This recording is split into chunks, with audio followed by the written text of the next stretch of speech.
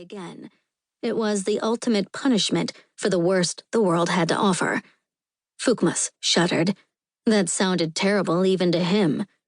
But his father had his ways, and the god of death was hardly going to hug and squeeze people into oblivion. They pulled up on an ashy shore. Fukmas exited the boat, then tipped an invisible cap to the skeleton. It wasn't paying attention.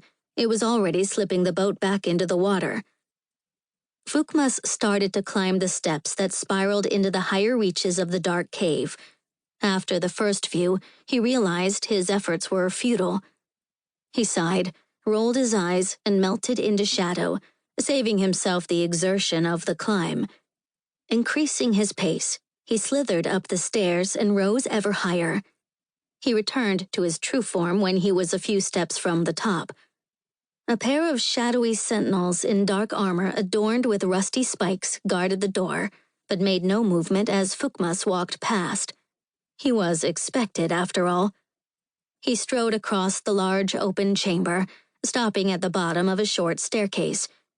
An imposing figure shrouded in a mist of darkness and shadow that writhed and coiled around his being like a serpent sat in silence on the dais.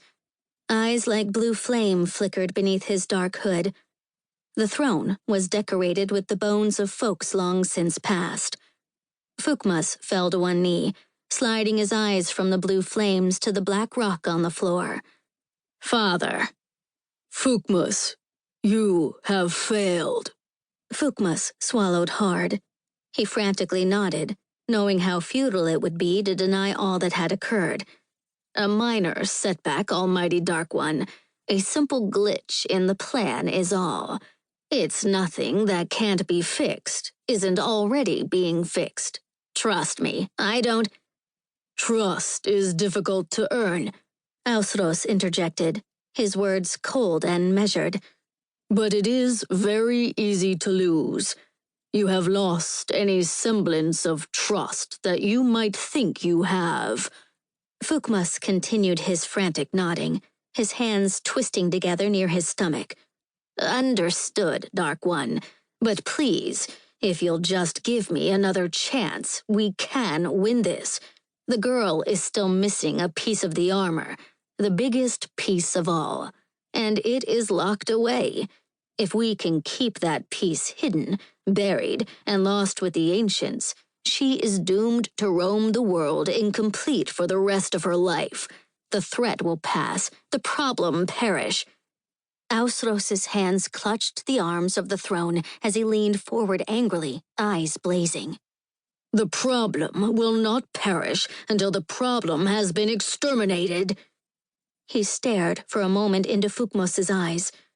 They had never been what anyone would consider close as a family, yet Fukmas had always felt a strange admiration for his father and hated to disappoint him.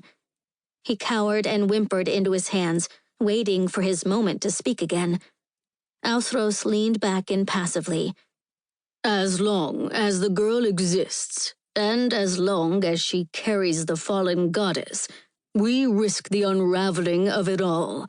Our little secret. I cannot allow this to happen." Ausros raised a hand toward Fukmas. The imp was lifted off the ground, the air around his throat clamping like a physical force. His legs kicked as he began to choke. "Fix it!" Ausros roared. "Find a way to fix what you've done. I will not tolerate any more failures. Do you understand?" Fukmas nodded, his body flailing in the air. The next thing he knew, he was in a crumpled heap on the floor. "Understood, O Dark One. Understood. No more failure. I can do this. You'll see. I can do this." Fukmas got up, then bowed so low his nose touched the floor. He turned and strode back toward the stairs, freezing when he heard his father say, "I know you can." Fukmas spun. "Because this time, you'll have assistance." Ausros clicked his fingers. A burst of smoke coalesced on either side of him, forming the shape of two girls. Although they looked childlike, Fukmas knew better.